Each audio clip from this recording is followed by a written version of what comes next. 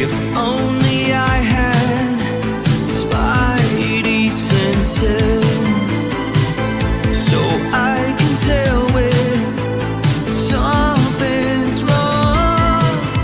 Oh, and I'm set to protect this heart from breaking into pieces. Where's my hammer? Where's the shield? All the strength to carry the weight of the world. Fly high into the sky. I'll catch you if you fall. I'll catch you if you fall. Fly high into the sky. I'll catch you if you fall. I'll catch you if you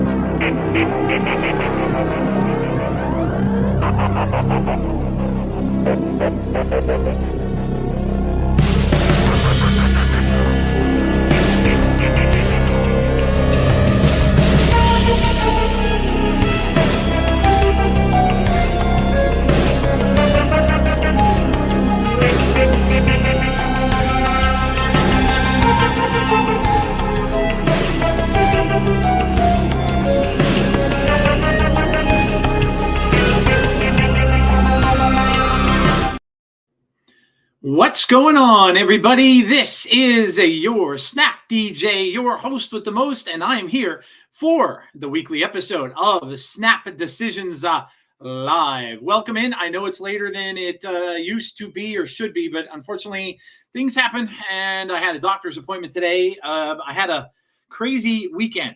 I unfortunately ended up in the ER on Sunday, and very early Sunday morning. And yeah, a lot of it was probably my own fault. So what happened was, and I'll tell you the story because, you know, I don't keep anything from you guys, right? Well, here, I'll tell you the whole story, right? I'll tell you my whole paranoid worry story. So I have noticed since I've been losing weight, I'm down like 83 pounds now. Below like I'm like 346, which is that's the lowest I've weighed in years, which is great. So, but what happens is when you lose the weight, you start noticing bones and things that you didn't notice before, you know, like a collarbone and stuff like that. Well, I've been noticing like what felt to me like a lump in the center of my chest. And it just could feel like kind of squishy, and it only really comes out when I kind of lay down and stuff like that in bed, and then I could feel it more. So I started to get a little unnerved by it. I'm very paranoid. I don't know why I am this way, but I'm very paranoid of getting cancer. My father died from it. I guess that's probably part of it. He had Hodgkin's lymphoma. Now, he actually died from COVID, but he did get diagnosed. My grandfather had cancer as well of the, I think, down like near the bowel, that area. So I'm very paranoid of it. And I have been for a while now that I'm getting older. I just turned 55. So, you know, not saying that somebody younger than me can't get it, but so I discovered this lump. And so I've been nervous about this lump, thinking that, oh God, you know, I mean, a lump in the middle there can be something bad. Like one of the worst kinds of cancer you can get is esophageal cancer. And that's, of course, what had me concerned. So I, on Saturday I thought to myself, okay, one of the things that happens when you have something like that forming is you can't get a lot of food down there. Like you can't put a lot of food in your stomach or digest very well. So I decided to test the theory. Well, not thinking again straight, because I can't eat a lot of food at any one time either because of my new stomach. So I went to Chinese and I got broccoli and chicken, which not the worst thing you could get in a Chinese place, right?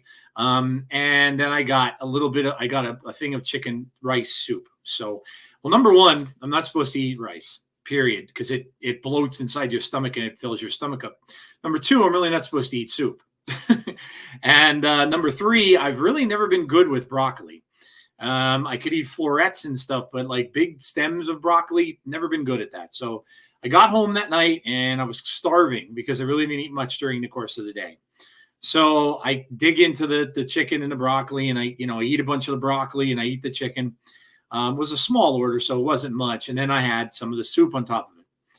Then after that, if that wasn't enough, I found these gummies, like gummy candies. You ever see like orange slices gummies? They were kind of like those. They were just different fruit slices.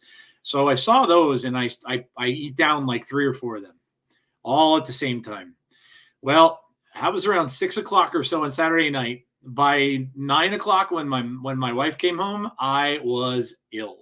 Like, I felt the word. I have felt some bad pain in my life, mostly from kidney stones. They don't. Oh, by the way, they are just the worst. Kidney stones are horrible, horrible, horrible. Some people say it's the man's equivalent of pregnancy and giving birth. I would agree with that. I don't know. Listen, I've seen my wife give birth twice. Once was a C-section. I don't know. I don't know how bad that pain is, but let me tell you, kidney stones are horrible.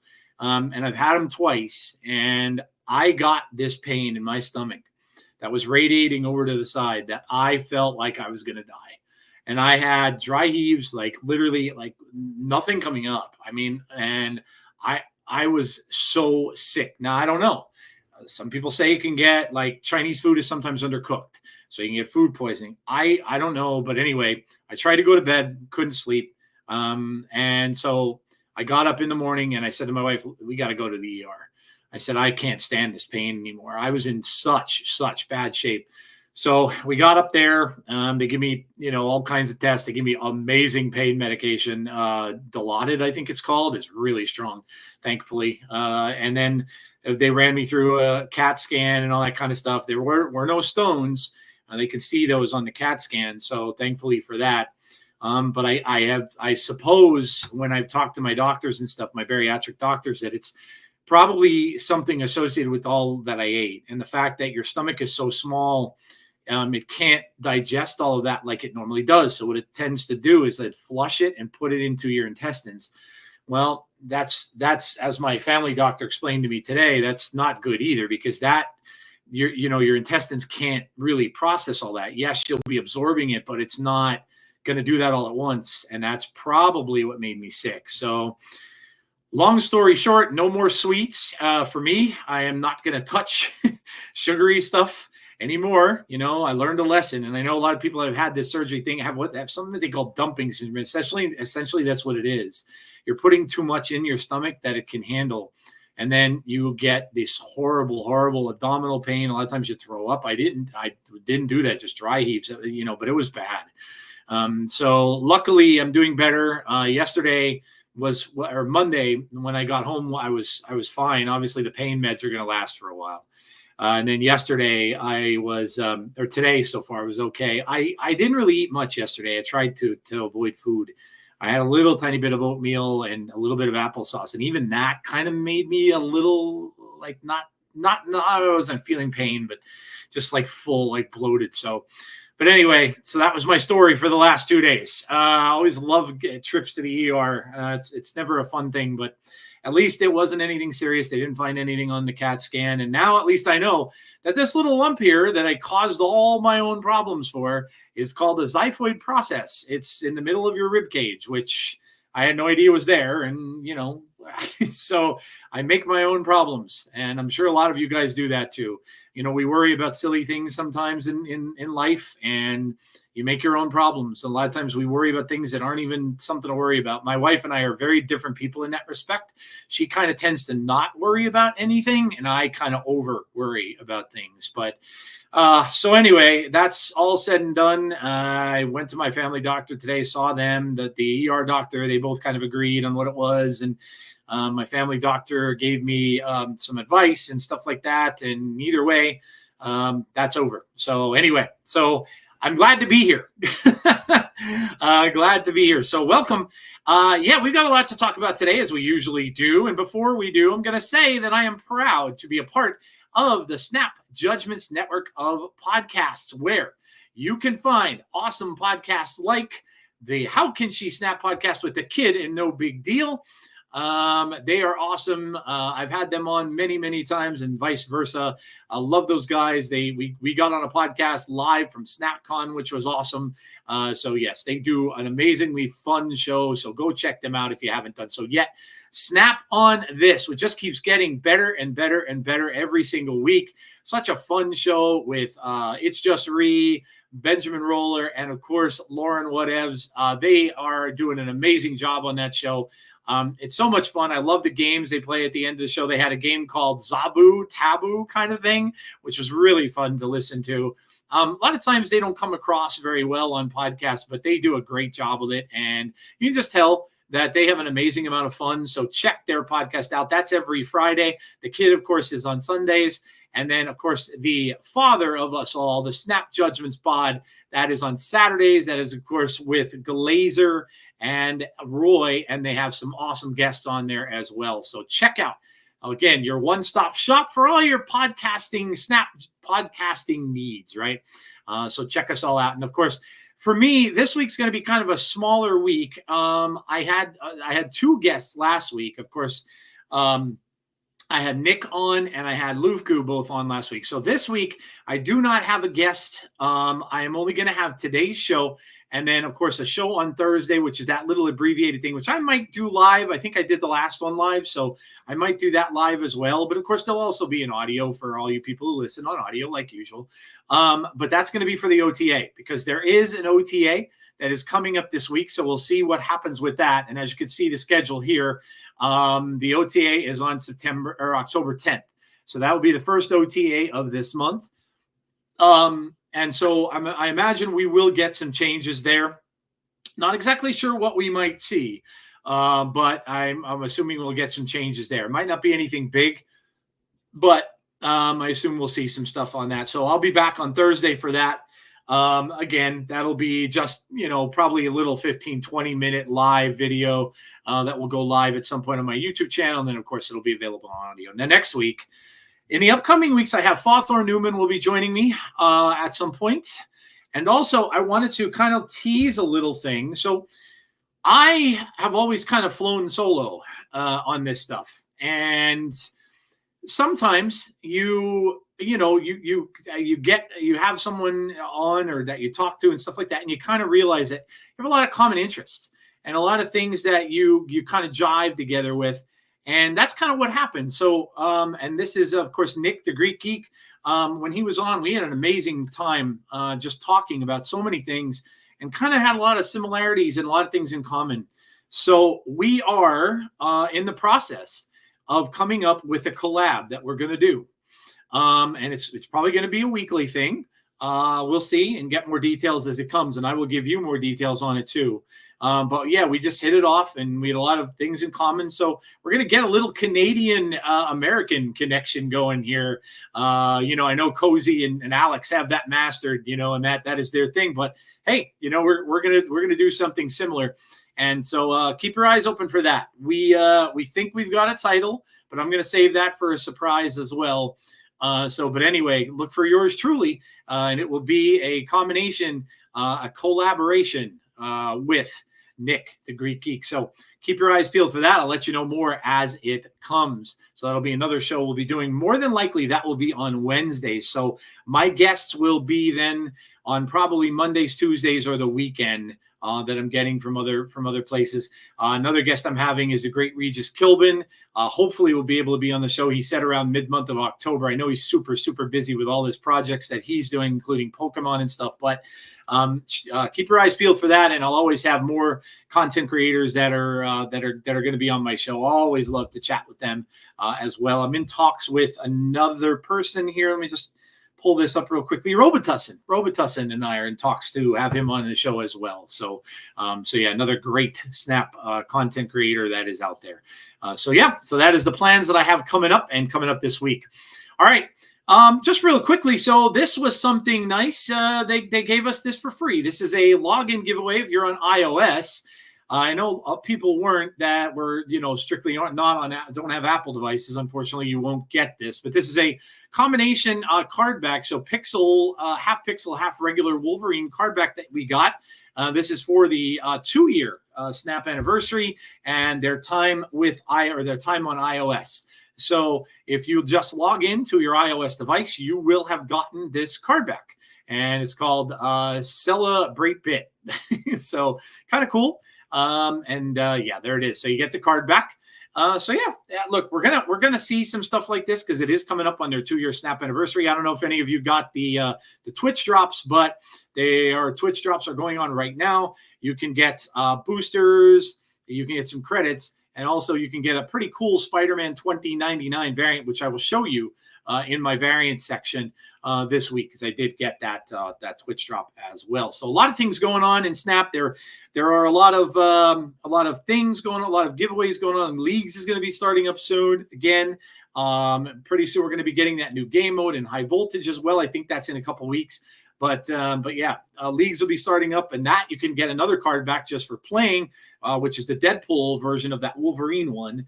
And then you can also win some cool stuff in leagues as well. So yeah, so a lot of stuff going on. There is some, yeah, I'm not going to say it's all sunshine and rainbows. There are some ups and there are some downs this week. The down this week is the lack of gold that we seem to be getting in a lot of places. I noticed that they took it out of the Conquest shop. I noticed they took it. They reduced the amount of gold you're getting in some things on in the shop, which is, I used to get those bundles that were just for you bundles, they called them.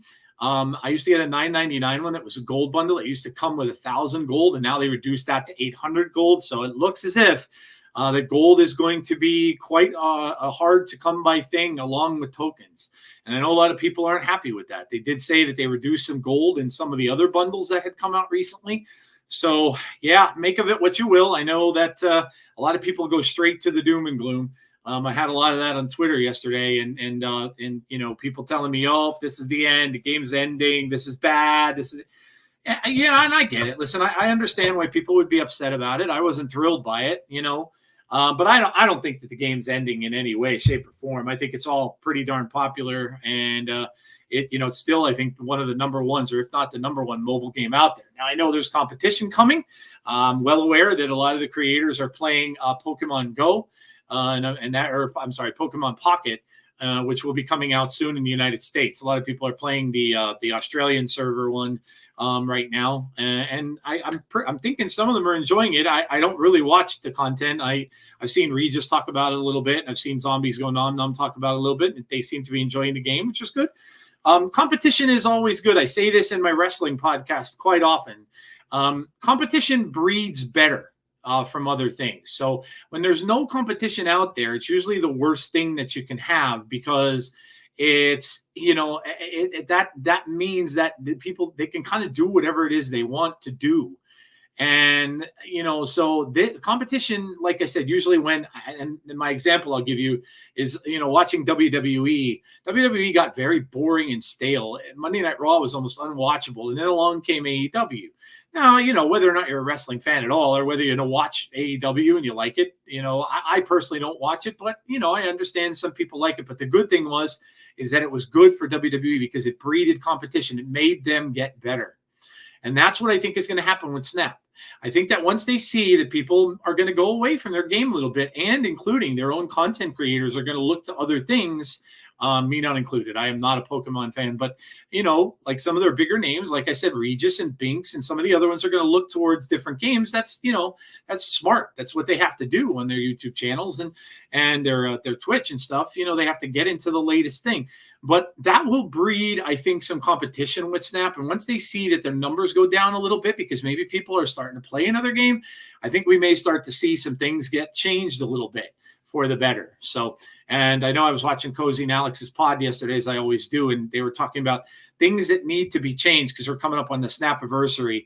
And I might get into that a little bit later on as well. It's not really slided or anything in the show, but I may just talk about that a little bit, because I did ask the question on my Twitter to see if anybody had any answers for that, what they enjoyed and what they would like to maybe see get a little better in the future. So maybe I'll go into that. But first, we're into the meta report. We're going to talk all about the meta, this week's decks that I've been playing. We're going to talk about the state of the meta, where I am currently sitting.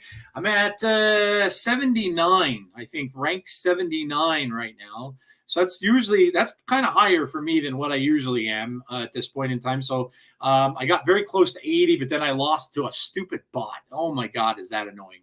It is so annoying to lose to bots. And it wasn't that they were playing particularly good. It was just that I was playing Hela and I just didn't get the right cards that I needed. And I thought I had him beat in one lane and then would beat them with a Giganto last turn in the left lane. And, they ended up beating me with a Nebula that they had stuck in the first lane because it gained the extra power over the card that I had them beat with, just enough to beat me by 1 point. So that kind of sucked. I lost 4 cubes to a dumb bot because whenever I see a bot, I snap all the time. And they're pretty easy to recognize in the cards that they play now. So so I kind of went back down a little bit, but and I'll show you what I'm playing in a minute, but that's where I stand right now in the ladder.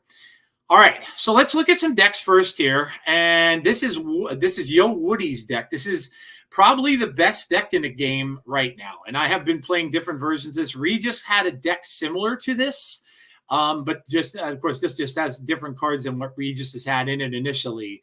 But it's just basically stacked with good stuff. Like, you're looking at the Bast here is really good because it's an alternative to Agent Venom if you don't happen to get it. And if you get Bast in your opening hand, you're going to give Cassandra Nova a bonus. If you have her, Mystique's going to get a bonus. And Iron Man, if you have any of those in your starting hand, also Thena. So you're going to get boosts of all of them if any of them are in your hand. Kitty, Sable as well. So none of them are really bad with Bast. The only one you're going to really hurt maybe would be if you have the Claw in your hand. If you have Agent Venom in your hand, they're going to go down to 3. But that's not that. I mean, Claw, you don't really care about his power too much. And the same is really with Agent Venom. But this is a really good deck. Again, Bast, Kitty Pryde. You have the Kitty, Thena, the whole thing going on. Kate Bishop is just in there for the extra, play downs, to get Thena scaled up. Silver Sable is just a good 1-drop to just, make one of their cards negative.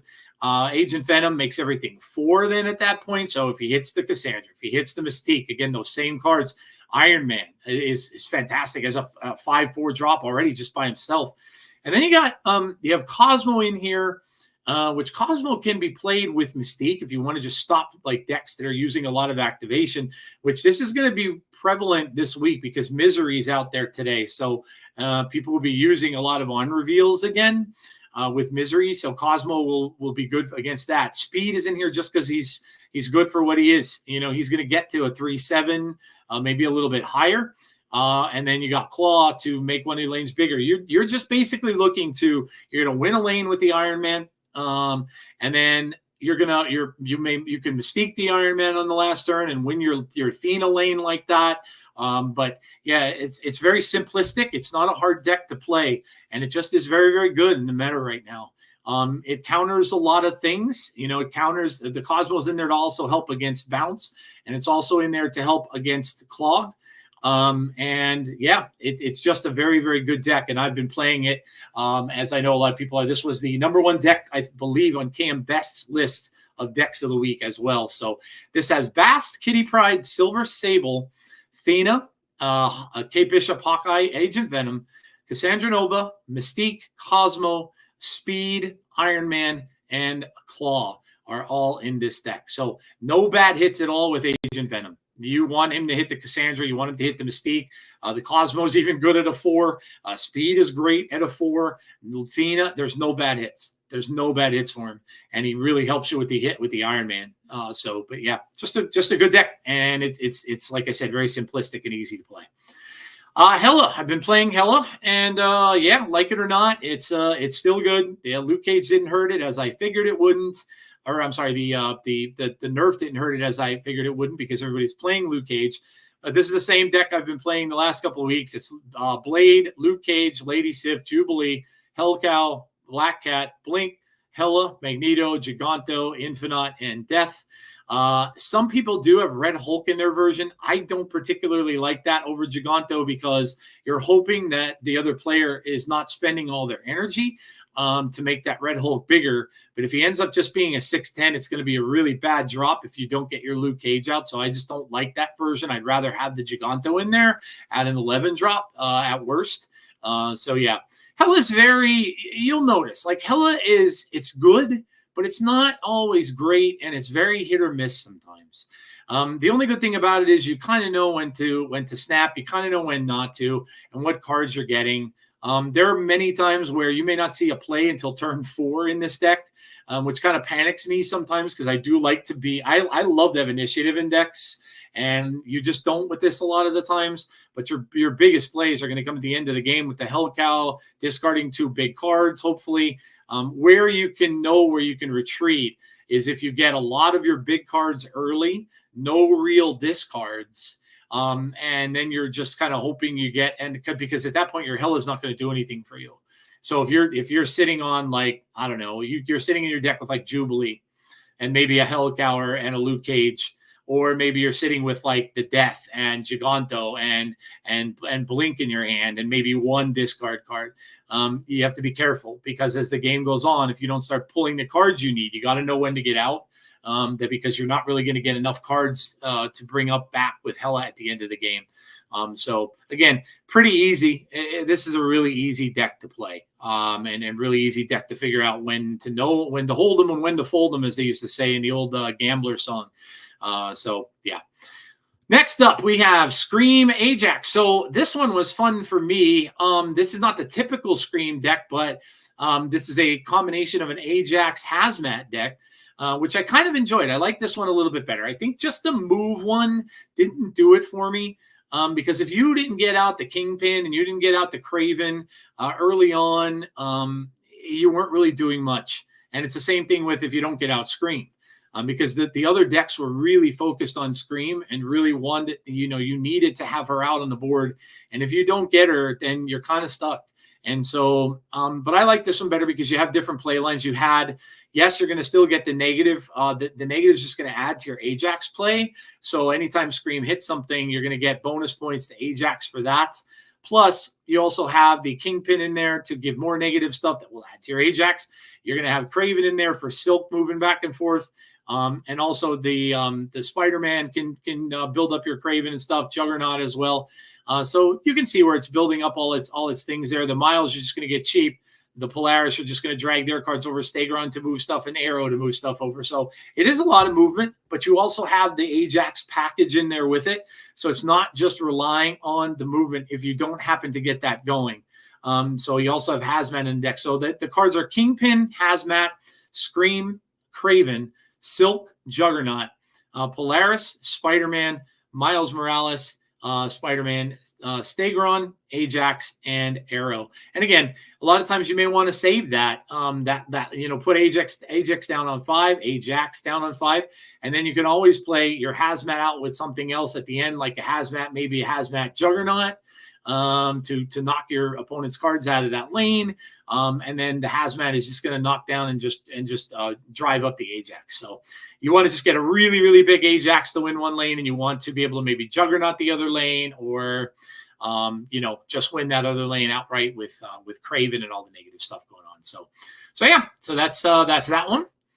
Next one we have is this is Toxic High Evo. So a High Evo deck. I'm not really seeing much High Evo out there anymore, but this is an interesting version of it.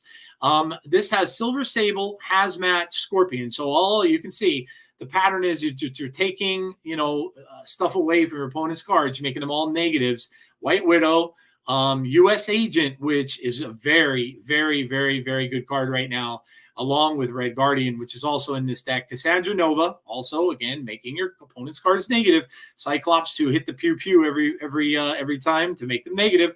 Man-Thing can win a lane. Man-Thing can just win a lane. He can just win a lane. Make everything negative in that lane if they're playing a bunch of small cards.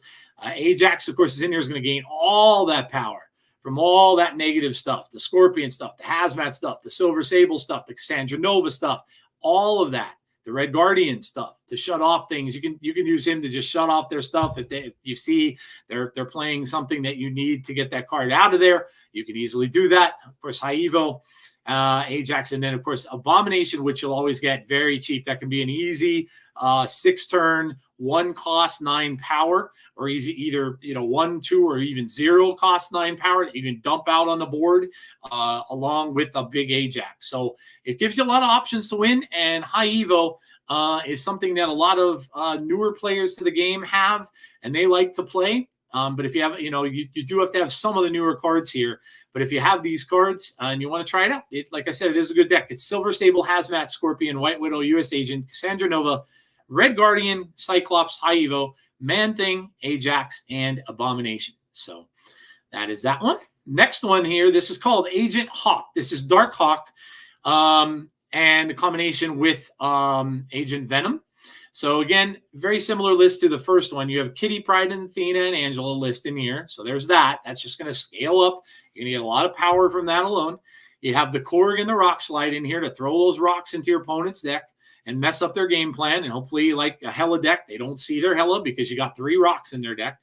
Kate Bishop, who can, they get arrows on their side with the poison arrow, and you can get, stuff on your own side over there. Agent Venom to give those other cards like your Mystique, extra 4 points, your Dark Hawk, an extra 4 points, your Iron Man, an extra 4, not extra 4, but 4 points, make them 4 power. And you got the Cosmo in here too, similar to that first list that I showed you. If you had a Juggernaut to win a lane with, and then of course you have Iron Man and then Dark Hawk. This deck is very good, very, very good against Arishem.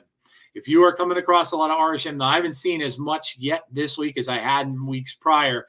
But if you get up against Arishem with this deck and you see they're playing Arishem, you snap on turn 1. Snap on turn 1, because you are going to get a skyrocketed card with Dark Hawk in here. And then you're going to have a Mystique that you can Mystique that Dark Hawk. You can Cosmo that lane with the Dark Hawk in it as well, so that they can't Shang it.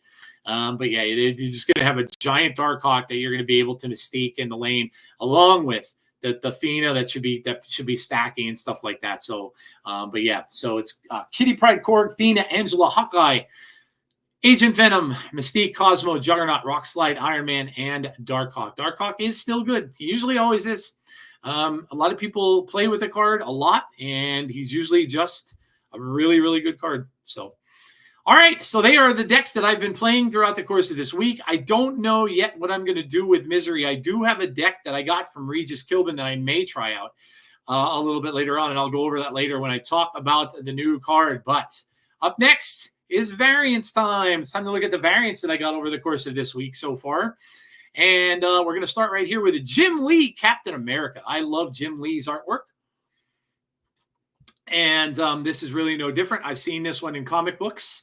You can see there's sword blades below him. I remember this image as soon as I saw it. I remember this from a comic book. I don't know exactly which one it was from, but I do remember reading this book at one point in time because I remember the image of the swords and stuff like that. So unfortunately, Cap has some really good variants and is not really played at all because he's only really played in ongoing decks. But it's a very cool variant, and I was able to get it. And it's only 700. I don't mind the 700 gold variants. I think I have them all and continue to have them all because whenever a new one comes out, I get it. But this was a 700 one, so I don't mind it. It's pretty cool, and I like Jim Lee's artwork. All right, next up, we got the Chibi Death. It was the collection. So my collection of Death cards is complete. I have them all now. I was only missing this one, and I never saw it really in my shop, and I finally did see it, so of course I had to get it. Now my Death collection is complete. I do have every variant of Death, just like I do Galactus, and you could tell I played them a lot of times before together. And I also have very many Knowles as well because they were also in that deck. But this is cool. I'm not a big fan of Chibis, but I do like this one. I like her skull crown on her head and the look, the purple eyes, and all that kind of stuff. And yeah, I kind of dig it. Not Chibis aren't my favorite, but I do like this one. So Lady Death finally showed up in my shop. The Venomized Copycat. I never had a Copycat variant yet, so I decided to just get this one. It's pretty cool, and Venomized ones aren't always my favorites, but I had to get myself a Copycat variant, so this one's as good as any of them. Plus, we're going to be getting more Venomized. I know they came out with that Venomized album this past week, and I had like next to none of them because it's all brand new ones, and I'm not going crazy with those because I'm not spending 1,200 gold on each variant. It's just way too much to do. And I know the Venom little emote with the drool and the crying is in there, but that's not going to probably happen. So unless I happen to get them in other places. So, but yeah, so pretty cool. This Carnage is from the collection track, and these are the Pandart ones. They're pretty cool. They're very busy, though. There is a lot of stuff going on. You see the blades like coming out the sides and the tendrils and stuff over his head. So pretty cool. There are so many good Carnages, though. I know a lot of people like that full face one that's out, and there's so many Carnage variants that I have that, the Carnage has been given a ton of variants. And I know for sure when we get to the point where we get the albums out for the Carnage variants and the Venom variants, I'm sure I'm going to have each one of them when they do come out. So just checking right now, do we have any new? No, there's no new albums this week. Just still the Venomized Vibes album that came out with the crying emote, and you also get a new Wolverine card in that as well, the Venomized Wolverine. But I literally only have two. I have Man Thing and Copycat. I've seen the Hell Cow. I've seen Hydra Bob in my shop before. I've seen Spider-Ham as well that people have, but the other ones I haven't even seen. And so they are all really, really expensive variants. So yeah, so that one I won't be getting. All right. Next one, the R-Ship. This made a lot of people laugh, right? This is a comic book cover, which I kind of wish they would have. I understand why they did what they did. I'm sorry, it's not a cover, it's a panel in a comic book. That is Cyclops, by the way, in the middle there. It was Arishem basically giving Cyclops a thumbs down. So that is his thumb. And he's giving Cyclops the thumbs down, and Cyclops is shooting the beams up, trying to get him not to do the thumbs down into his hand, which basically that's how he destroys worlds, kind of. So he's trying to get him to stop doing it. And in the back of the thing, you could see the lines of his eyes. So the two lines in the middle are the lines of his eyes. So that is what that is. A lot of people were assuming nasty stuff, thinking it was, why are they showing something else from Arishem on there? Yeah, kind of funny, but it's cool how that, the 3D hand comes out of it. I kind of like that, but this is right from a comic. And I remember reading this. I forget what story it was in. It was more recent though. But yeah, this brought about a lot of controversy because people thought his thumb was something else. So, but it is not, I assure you. So, but yeah. There's your Spider-Man Twitch Drops card if you are going to get the Twitch Drops, and all you have to do is watch your favorite streamers. You don't even have to watch and pay attention the entire time. Just put your favorite streamer on, leave it in the background, watch on occasion if you want to, and you'll still get the Twitch Drops. And this is the Spider-Man 2099. That's, of course, his classic suit from the comics, which I like. And then, I don't know, is he celebrating there? He's got a little Mexican, that's a what are they called? Oh, my God. There's a name for them, the hats, right? The hats, sombrero. He's got a sombrero there. He's upside down on the wall, and then it looks like maybe All Souls Day or something, because he's got like a skeleton next to him that looks like it's all dressed up. So maybe that's what it's for. I'm not sure, but yeah, cool variant nonetheless. Doubt I'll ever use it. He is not played very much, and even in Move, and I don't think he's going to see play in the near future unless they decide to change him around. But he's just one of those unfortunate cards that got lost in the shuffle. Which makes me sad because I like the character. So there's my speed variant. I didn't have a speed variant either, so I figured why not, and I got this one. So it looks pretty cool. Again, pretty neat when it's 3D, and he's coming out of the thing there, so pretty cool. This is another Venomized one. This is a White Tiger Venomized one that I got. I really don't have any cool White Tiger variants. In fact, I think the only one I did have was the Pixel. I think I only had the Pixel variant of her. I never really got a lot of her cards. And I have the Luchador. So the Pixel and the Luchador variant of her. But this is kind of neat with the Venomized thing there on her. I liked it. I like the look. It looks a lot like the regular Venom with the black and white. So yeah, so kind of cool. And then, of course, the Venom from the collection track as well. This is Pandart also. It's okay. It's not the best Venom I've seen. I have the Ultimate Venom. So it's going to be a little hard to top that one. The Ultimate Venom's really sick, and it looks amazing. I have that inked. So it's just a really cool looking Venom card. So it's going to be kind of tough to beat that Venom for me. This isn't bad, the tongue out and everything like that. It's cool and everything, but I just have better Venoms. And then, of course, the new Man Thing, which I got on my first key last week. I ended up going to the 4 keys last week of Snap and using all 4 of my keys to get the card last week. But I didn't mind it because I got this, and this is really, really cool. I like it. Very, very different artwork for him. And I do have I have all the Man Thing variants so far, but I like this one, and it looked very, very cool. So, of course, I don't mind getting it at all. Mobius and Mobius, very plain looking card. Very plain. He looks like it looks like he's straight out of like the Sunday comics kind of a thing. Different kind of style on the animation there. But yeah, it's cool. Mobius is kind of hard to. I think his best variant is probably the one with him on the speedboat, which I didn't get because it cost a ridiculous amount of money at the time. So I didn't get either one of those. Didn't get him or that Enchantress. I wanted that Enchantress because that's the Sylvie Enchantress.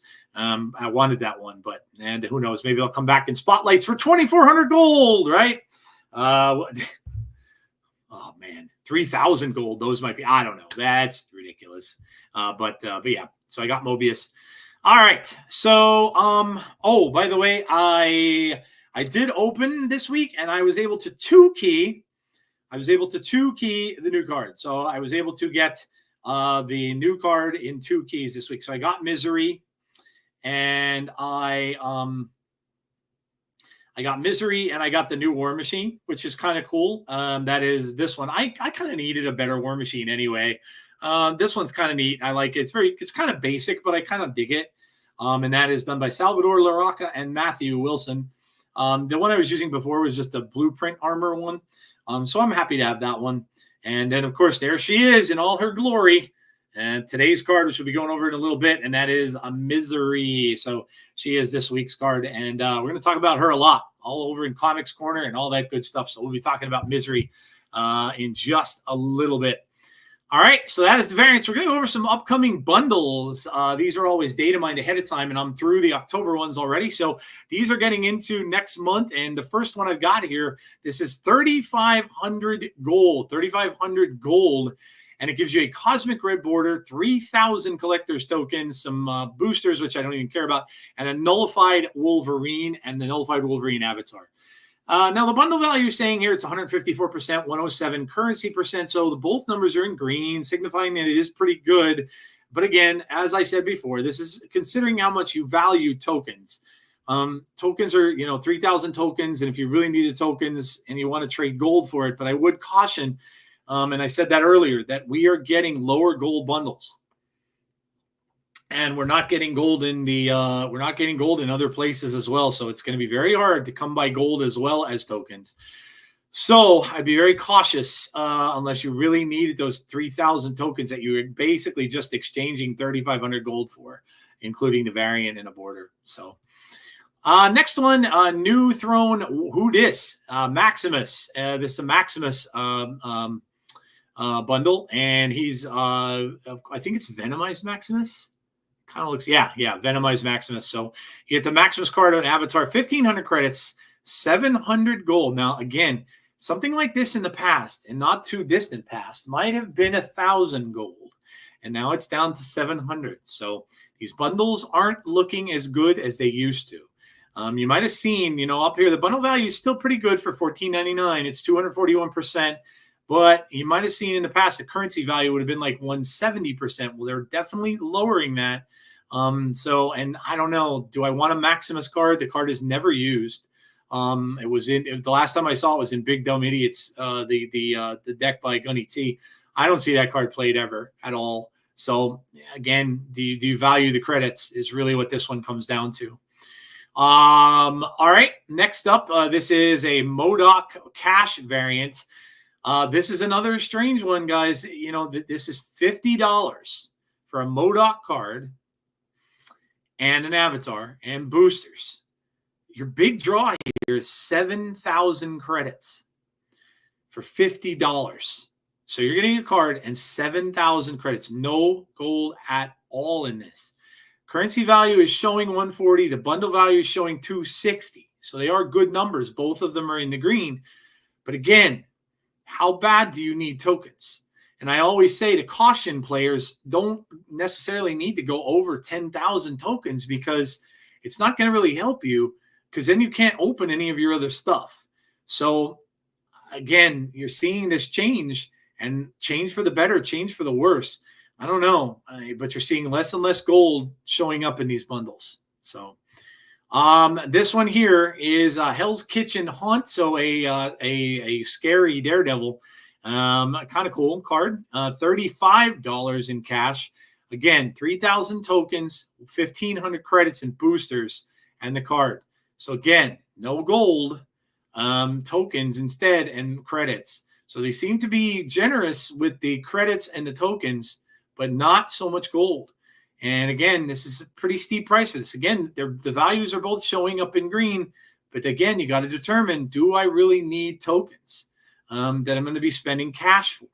If you need the tokens and you want the 3,000 tokens, that's really what you're buying here. And that's why the value of it is good. But other than that, if you don't really need the tokens, then I don't know. I'd probably stay clear. Here's one with some gold. But again, this is a $99 bundle. So you're getting a Doom variant by Kim Jacinto, 3,000 collector tokens, cosmic green border, 10,000 credits, and 1,500 gold. Now, in the past, these $99 bundles would have 4,000 gold, some of them 5,000 gold. You're stepping way back to 1,500 gold here. So again, you can see, I'd rather more gold than the cosmic green border. But you can see here again, tokens going up. 10,000 tokens is a lot. 3,000 collectors tokens is a good amount. So tokens and credits going up, gold going down. So kind of scary, I guess, if you look at it from that aspect, like we're just not, gold is going to be a premium.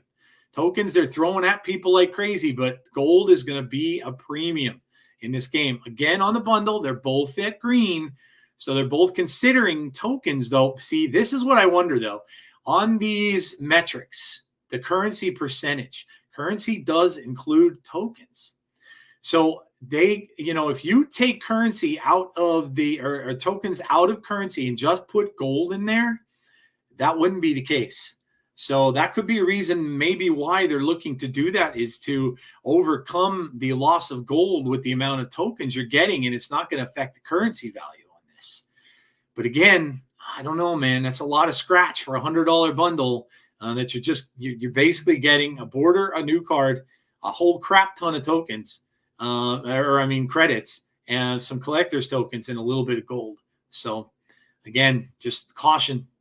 But yeah, they are the upcoming bundles that we're going to see. I'm wondering if they're going to change that upcoming Galactus bundle. I'm wondering about that because I think that Galactus bundle. Let me look that up quick. I don't have a picture of it, but I'm wondering about this Galactus bundle that if it had an amount of gold in it, that may end up getting changed. So let's see here.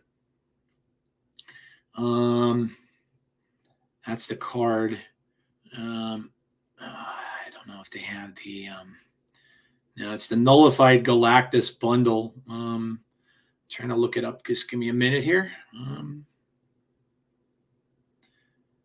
I'm going to get it regardless, but I just want to see if they are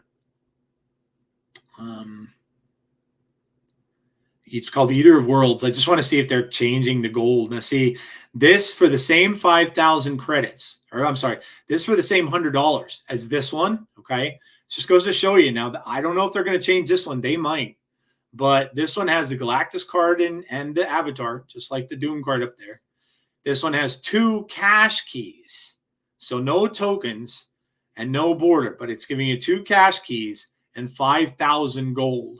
So to me, and if you look at the values here, this is 269% bundle, 163% currency. The one up here is 186 bundle and 166 currency. So you can see that that's what's happening. They're taking the credits and they're upping the credits, and that's keeping the currency value high. But the gold is going way down. So I would much rather spend my $99 on this Galactus one, but we'll see. It could always be changed, and they might cut the gold down as well. So sad to say that's happening, and it's definitely a regularity. It's happening a lot with gold. So, which sucks because, it really is the only meaningful currency in the game, and gold is how you buy variants. That's how you're doing a lot of stuff. And the gold pass is great, but it's only giving you 50 gold a day. So yeah, but anyway, all right, there I am sitting at 79. I'm at 79.4 and 7 now, by the way. All right, so before we get into the weekly top 5, I just want to go into my Twitter question. So it is the Snap anniversary and coming up the 2-year anniversary, and I had asked some people to respond to what I think is happening that's going great in the game, and what I happen to think that just needs some improvements and not so good. First of all, let me read this. This came from, so I don't know if you guys are aware, but Lauren Whatevs did such a great job talking about the split rates of the cards. So much so this has gone around. She did all the math, figuring out that yes, split rates have indeed changed, and they have. You could tell that you're not getting gold splits as much. You're not getting crackle as much. I noticed it, and I thought that it may have changed when they put that new prism in there, and I think that's maybe when it did change. But in any case, this is from Interrobang, shared this. Secondary acknowledged a change was made to infinity splits and investigation is underway. Griffin replies, thank you to those who have alerted us to issues with infinity split rates. Our team is conducting a full investigation into the issue. Our initial findings have discovered that a change was errantly released to infinity split rate cards. We appreciate your patience as we deepen our investigation. We'll provide more updates as we have more. Now, yeah, they could have made mistakes or made a mistake there, but it's better to admit it, and hopefully it wasn't just because of some great investigation by some people in the community like Lauren that it was brought to their attention and they thought, oh crap, nobody noticed this, and now they did. This isn't good. We need to kind of back off this. We need to do damage control here. That's a little thing. That's a thing like that may seem trivial to them, but it's not trivial to the players. And I think this is going to be kind of some of the things I'm going to talk about here in the bad part of it, is just like the disconnects that they sometimes seem to have with their players and their audience. The content creators, I'm not including myself. I'm talking about like the bigger guys, that the ones who do the actual content on their Twitch streams and on YouTube and stuff like that. They bring them a lot of attention. They bring them a lot of players to this game. And the fact that they don't rely on them more, or are spotlighting them more, or are listening to them more. I'm a small fry, a small fish in a huge pond. And so for me to say things, it's one thing, but for somebody like Cozy to say, or Dexter to say, or Cam Betts to say, or Binks to say, or Regis to say, they really should take heed and they should listen to that. And I'm sure a lot of this stuff about the infinity splits was talked about in people's streams. And that should be something that they should be paying attention to, I think. And it does seem like there is a disconnect sometimes between Second Dinner and their audience. And that becomes a problem over time. Maybe not right now. But again, this is going to be something that I think could possibly get cleared up a little bit once we get to the point where we are where we're getting competition to them, where they're getting that competition. And I'm not telling everybody to run away and go play Pokemon. I'm not saying that. I'm certainly not going to do that. I don't like Pokemon. I have no interest in it. But again, I think that the competition is going to make them pay a little bit more attention to small details. And I'll get into a little bit of the other stuff in a bit. But let me pull up. I want to pull up my Twitter here, and I want to see. I don't know that I got that many responses to the question. I didn't unfortunately pin it, but yeah. So I wrote out there. I have a question for you. Tell me one thing you truly love about the game. One thing that you'd like to see improved or added. Maverick 0023 responded, "Love the random location system. One added back: reliable series drops. Keyword reliable. Yeah, series drops are a big issue. A big issue. That's been an issue for a long time. And I agree with him. I do believe that needs to be looked at. I don't think that every card should have to sit out there for as long as it does, being 5,000 or what are they, 5,000, 6,000 tokens in Series 5 cards. I don't think that needs to be the case. There are some cards right now that should be Series 4 and Series 3 even. Cards that aren't that great, that don't need to be in that series, should be gone from that series. And so I agree with that. That is definitely something that needs to be looked at. Listen, we could talk about card acquisition. Card acquisition, I think, is going to improve, and here's why I say that. Because it seems like they're adding free cards. So we're going to get that card this month with High Voltage. I'm pretty sure that's going to be easier to get than Cassandra Nova, which we got during Deadpool's Diner. So we got a free card there, or at least a lot of people did. And I think a lot of people are going to get this free card even easier with high voltage. I may be wrong, but I think they will. So if they're going to keep adding a free card every month that people are going to get, it's just another way of card acquisition and a way of getting cards other than to spend your tokens or to use your caches. So that is a good thing. That's a good thing. And regardless of whether the cards are super powerful or they're not, they're still a free card. So that's a good thing. So I hope they continue to do that. And I hope it becomes a regular thing, because an extra regular card per month is good. It's a good thing. A bad thing, bugs in this game. They are just bad. Like it just, I mean, the title screen didn't work this month.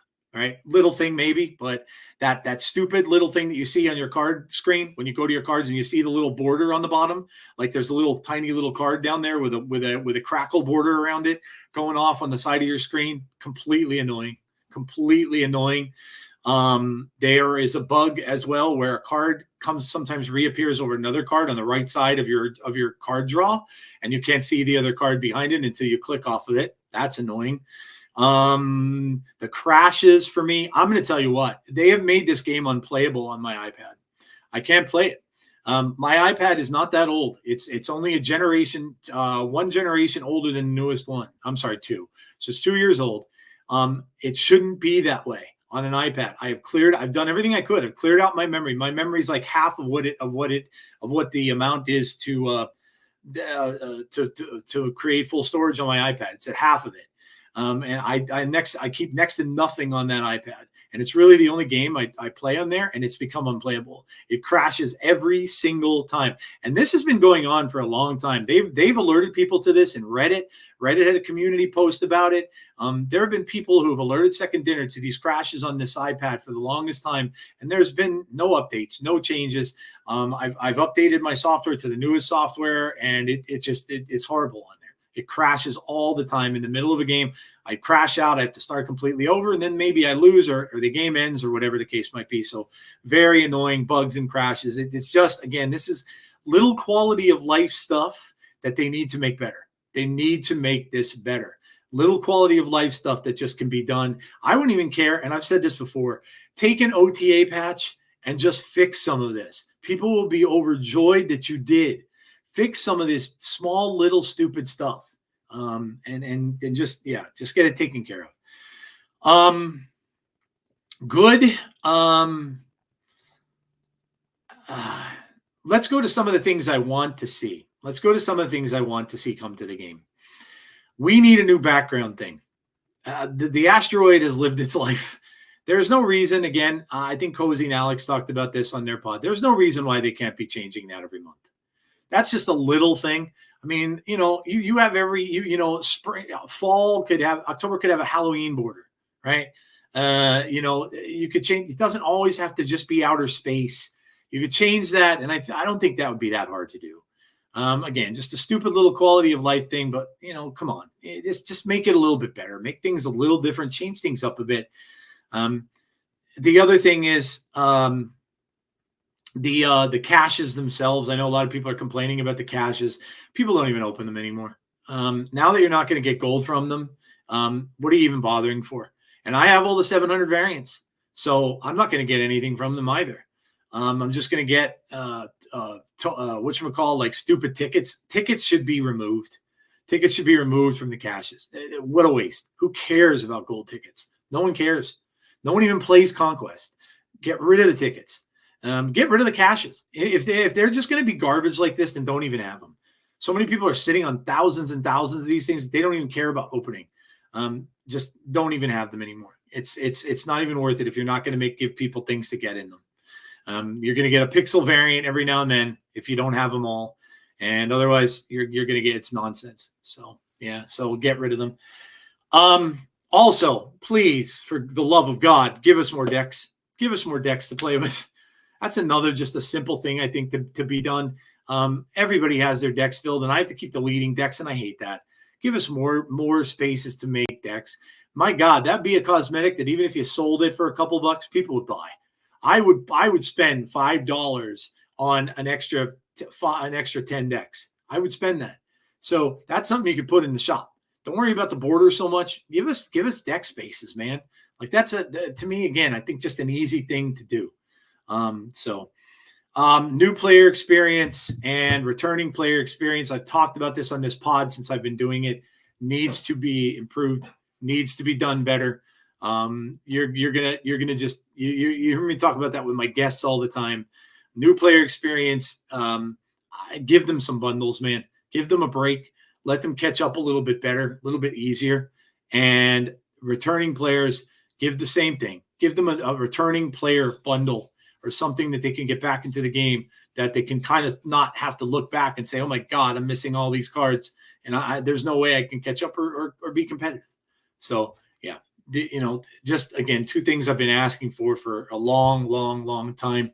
And then of course, a new game mode, something. I know they talked about draft, but we've had these fun little ones that don't go on for a long period of time. They only last like a week or they last 2 weeks, which people do enjoy. I enjoy Deadpool's Diner. I'm sure I'm going to enjoy High Voltage too, but just give us a new game mode, man. Like whether it be a practice mode that's not Conquest, or I don't know, the draft. I don't think is going to be coming until sometime next year. But just give us something different, something new, that we could play for long periods of time. Conquest just isn't it. That Conquest was never really what Snap was about. And it doesn't attract people to play it. The variant used to bring people in, the rewards and stuff, but it doesn't really attract people to play it. People don't want to play those long-ass games. You go in Proving Grounds, people are snapping, and you're playing one match. You're getting your gold ticket or your silver ticket. You're going into silver. A lot of people are even snapping those as well. Like, people just don't want a part of sitting through those long games. So, give us something else. Conquest just isn't it. So, listen, they're doing a lot of things right, but there are things that they're doing wrong. And now is not the time, with a brand new game coming out that's going to definitely be a competitor, to start pissing off your fan base and your players and lowering the gold and lowering all that stuff. Right now, probably not the smartest time to do that. I wouldn't have necessarily looked at that as a business decision, but it is what it is. And so, like I said, I think that they do have a lot of things that they're doing well. Let's just look, for instance, at the spotlight or the caches and the new cards. The new cards have been really good. There really hasn't been a dud new card out in a good while. We had some duds. We had Martyr, one of the worst cards in the game. We had some duds in the past. There really hasn't been a lot of duds. So the card creation's been awesome. They've been giving us good cards to play week after week after week, which is really exciting and pretty good, and the cards, and maybe they're not the most meta defining like Symbiote Spider-Man, but they're fun cards. And so they're doing that. The card creation is really, really good. I think that the meta, a lot of people would say that the meta is in a pretty good place right now. It's very mixed all over the place. There's not really one deck that's taken over. So that's good. So there are a lot of good things. But there are just some of these little things that they do need to fix, and they do need to give the players as we're coming up on 2 years. So, okay, that's my little rant there. We're going to move on. We got the top 10. Now, it does say top 5. I still have to get that pixel variance thing off there. It's the top 10 this week, guys, and we're going to look at locations. We don't really talk about locations on the pod, but we're going to look at locations, guys. We're going to look at the top 10, my top 10 worst locations in this game. Hated locations. Can't stand these. I think they're horrible. You may disagree with me. You can tell me in the comments of the pod or over on X, whatever. But this is my top 10 worst locations in Marvel Snap. First off, Cancun. Garbage. Lousy. Power here doesn't count toward winning the game. Why even play on there? Stupid. Asinine card. Dumb location. I hated it when it came out. This was stupid. I know people made people would do that little play on it where you would Legion it, and then how did that work? I'm trying to think. Oh shoot! Oh, you would Legion it and play a Scarlet Witch. That's how it was. You'd Legion it. You'd play a Scarlet Witch on it to win the game. And so there was that thing. So you probably still do that combo if it ever does come up in a game, if you have Legion in your deck, which a lot of these lockdown decks do. But this is stupid. This is just a dumb location. Lazy. It's just stupid. I just, there's no room for this in the game. This is just dumb. They don't even put it in, because then it's like you're saying, all right, well, you're playing Marvel Snap, which has 3 locations, but really, no, now you're just playing 2 locations. You're just playing 2 because your other stuff doesn't matter. You're just playing 2 locations now. Whoever wins the best of 2 locations wins. Stupid. Central Park, hate it. Hated this always since Galactus. It would never fail. I'd be playing any sort of Galactus deck and I get smashed with stupid Central Park and it ruins my entire plan. I do not like this. The only people who love this one are people that play Zoo or Destroy. And every stinking time I play a Destroy player, this is one of those locations, and you're going to see more of those in here and notice the theme that's going to come up that helps Destroy players. One of the many that helps Destroy players because they get the squirrels now that they can blow up. So it usually always happens. I can't stand this location. I hate it. Hate it, hate it. Dream Dimension. Oh my God, garbage. Hot garbage. Cards cost 1 more. Now, I think they did away with this, if I'm not mistaken. I think they did. I didn't mean to pick it because I think they did away with this Dream Dimension, or did they? I can't remember. I know they got rid of some of them recently, but in any case, this one is god awful. I hate the fact you're trying to set up a thing. You see this come out and it comes out in your 3rd location. You're already setting up what's going to be your cards, and now all of a sudden everything is going to cost more. So this is basically now what Sandman does. This is absolutely annoying. This is like the one that has the Iceman thing in it, where it hits your card and makes your card cost more, and it always hits a card that I absolutely need. So yeah, I hate it. Luke's Bar. This thing, the only way this favors you as a player is if you're playing a clog deck, because you can over and over and over again clog this with White Widow. So you can do that. Anything that's on reveal that you can just keep doing over and over. My dog's in a bark now because I think my wife's coming to the door. But anything you could play over and over again, like a oh my gosh, what's her name? Silver Sable. You can keep doing that. You can keep putting that down over and over again and getting more power on her. Cassandra Nova, you could do that. I just think this is annoying. I don't like this either. I think this is just garbage. I think it's stupid. Again, whoever thought this up, what are you thinking? Like, who wants to do this? Like, yes, Clog player plays this as snappable. It's a snappable location for Clog because you're just going to do that White Widow over and over again, fill that lane with -4s, and you win a lane. It's that simple. So, yeah, Luke's Bar has been garbage since the start of playing this game. I remember when it was in the beginning, and I hated it since then.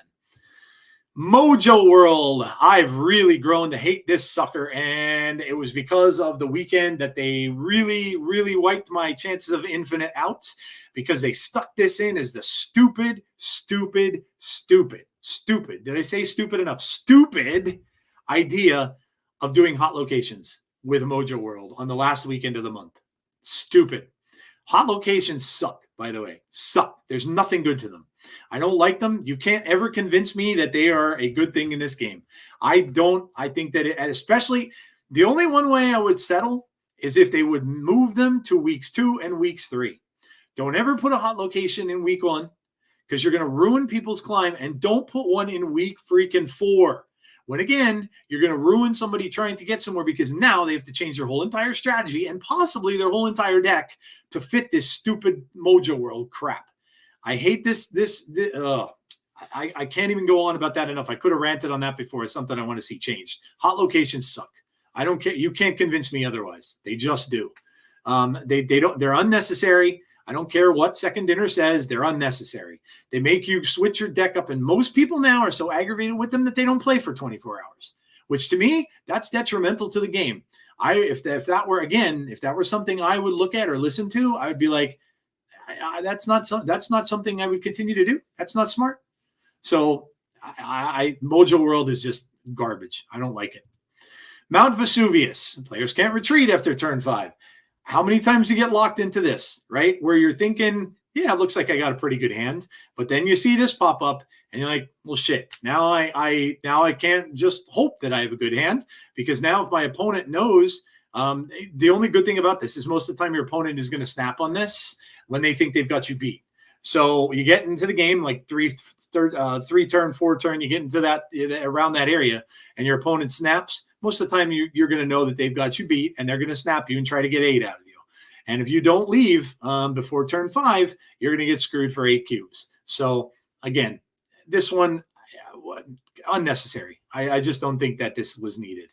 So Subterranea, this goes without saying. It can just absolutely wipe your deck out. Yeah, you're putting 4. If you play Hela, this is a retreat condition, because you're now putting 4 rocks in your deck. You are not going to probably see the cards that you need to see. And Hela is not helped by rocks.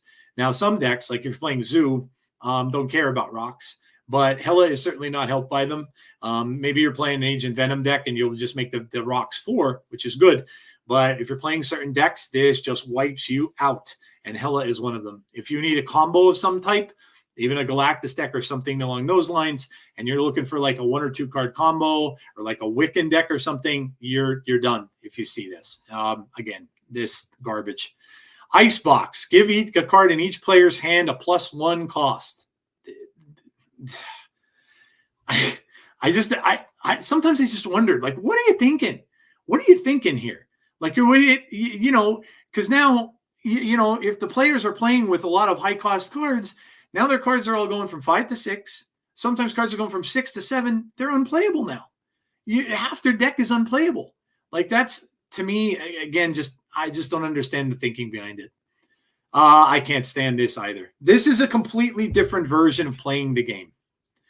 And this is going to benefit anyone who has quick early cost cards. If you got a handful, if you got a Athena, Angela, Kitty list, you win. If you got a Zoo deck, you win. If you got Arishem, you win. You know, this just favors so many of those decks, and it's a minuscule amount of decks that it favors. So Destroy is another one, more than likely, because you've got the 1s, the 2s, the 3s. So it favors certain of those decks, and if you see it and you don't have the deck that it favors, you just have to retreat. So you're losing a cube. You know, they're talking about this, and they're comparing this to the new game mode. They're comparing this to high voltage because you're only taking 3 turns. So it's kind of like TVA, but it's not really. You're getting different amounts of energy, so that's going to be different. But this is just very bad. World Forge. This sucked since it came out. I know they did change it, but this replacing all the one of the other locations each turn garbage. I had this happen to me where they replaced the other location and made it a storm location, and then the person had Legion and won because of it. So this is another one that I think is just stupid. It makes no sense. They're changing around locations. You could have a location that's nice and full of cards that you think you're winning with, and all of a sudden it turns into the location where all your cards have -4. Like, yeah, too much RNG, too stupid. All right, so there you go. There are all my most hated locations in this game. World Forge, TVA, Icebox, Subterranea, Mount Vesuvius, Mojo World, Luke's Bar, Dream Dimension, Central Park, Cancun. So there you have it. My first look at locations in the pod, and they are all my most hated locations. So, okay. We are at the point in the game where we're going to look at the new card. So it is time to look at Misery, guys. And I did tell you I got Misery on 2 today, so that's not bad. I'll never complain about that. Misery is a 4/7. Repeat the on-reveal abilities of your other cards here, then destroy them. I am really curious to see what people are going to come up with for this card. I really am. I think it's a fun card, but and at the same time, I think it's going to be fun playing it.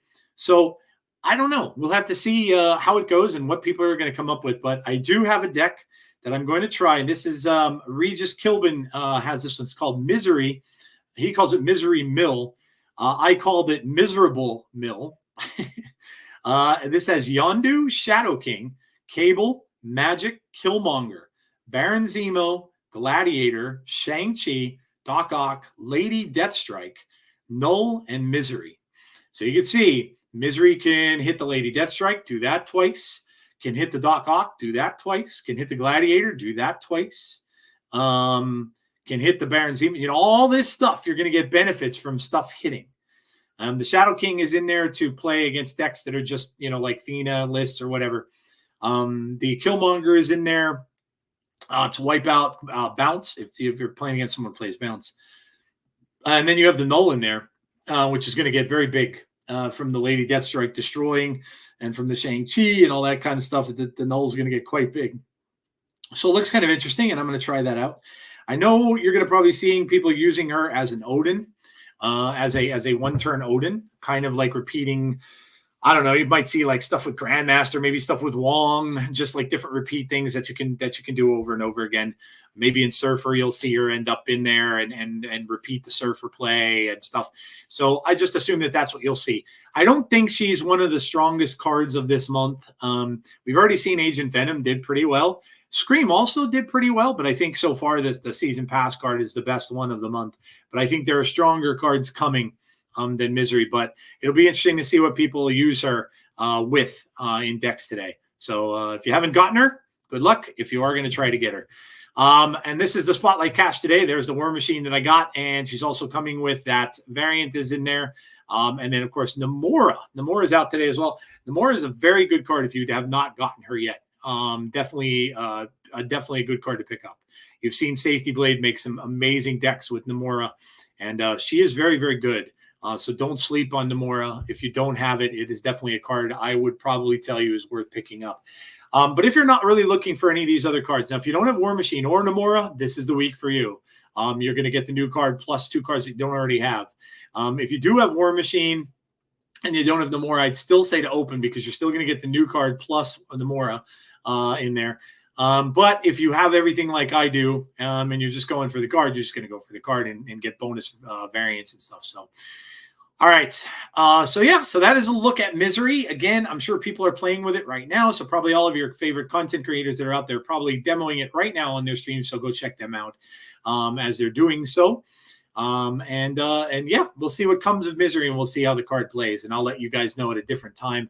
Probably maybe on Thursday, I'll let you know when I do the OTA report about how Misery fared. So, all right, guys, we're heading over to Comics Corner. I'm looking at my time here.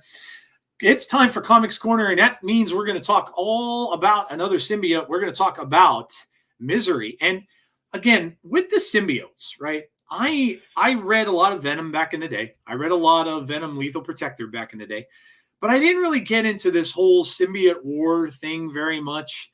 I knew it because of the whole thing with Null and King in Black and all that. I kind of knew, but I didn't know the origins of these characters really all that much. So it's kind of giving me some background for this too. But what I will tell you is, again, this one, Misery, leads you back to the 1950s and 60s with Amazing Fantasy #1. She is Liz Allen. Liz Allen, who has been in Spider-Man since his origin story from back in the 1960s. Amazing Fantasy. And I was shocked to see that. I did not know that was Liz Allen was indeed Misery. So, yeah, so pretty cool. And you can see that one of the many comic book covers up there that Marvel has for her. This is Cult of Carnage Misery. So this is part of that story. And then you can see now Liz Allen's been in a lot of things. Liz Allen's been in the animated series. Liz Allen's been in the MCU. You saw her in the very first Tom Holland Spider-Man. She was the girl that he kind of had his eyes on, and who ended up being the daughter of the Vulture. So they did change up her story. She wasn't the Vulture's daughter in the comics. But yeah, Liz Allen has been very prevalent in Peter Parker's life, and you can see here she is. This is the very first appearance of Liz Allen, the curly blonde in the middle there. And that's, of course, Betty Brant on the left-hand side, kind of had her eye on Peter Parker. When Peter was working for the Daily Bugle, Betty was a secretary for the Daily Bugle. And there you see good old Agent Venom right there next to him with a scowl on his face. Good old Flash Thompson, who we talked about last week. And you can see about the Spider-Man fan club. Peter's kind of digging that, right? And then big deal, Parker could read. So Flash a little bit pissed there. He's not getting the attention from the women. But yeah, that's crazy where, Betty Brant, all the way back from this early Amazing Fantasy Spider-Man comic, the very first appearance of Spider-Man that it goes back to. So pretty cool. I did not know that. This goes a little further into the story. Now, this is when Betty is married to, she marries, this is Norman Osborn Norman Osborn's son. Yeah, so they end up getting married in the books. That's Mary Jane over on the left-hand side there. But they end up getting married in the comic book. So she marries him, and she ends up having children with him as well. So this was way back in the, again, I think this was probably the 70s. This one came from maybe the 70s or early 80s. And you can see him there talking, well, Flash, I'm afraid your Flash is on the left there. I'm afraid you're going to have to find yourself a new roommate soon. You see, I've asked the lovely Liz Allen to marry me. And she, of course, accepted. So that's where the two of them get married. So Harry Osborn, I forgot Harry's name, but so that's the two of them end up getting married. And then, yeah. There's another comic book cover there. Misery, of course, on the cover. That's very, very beautiful artwork. That's a really cool one. That would be a very cool comic, by the way. And there you see her calling her name out as Misery. That's when the symbiote is engulfing her and stuff over her head. So very cool. And then another very cool, and oh my God, would this make an amazing card with her face in the middle of it. And you can see the little tiny Venom symbiote wanting to pop out of her as well.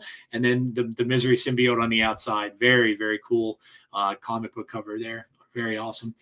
The writers of her first appearance are Sabir Pirzada. Penciler is Francesco Mortorino, also the inker. Java Tartaglia. Joe Sabino is the letterer. The colorist is Java, and the editor is Devin Lewis of her first appearance book. And this is, of course, is #1 first appearance, Cult of Carnage, Misery. So if you want to check this out, again, as I say all the time, you could do Marvel Unlimited.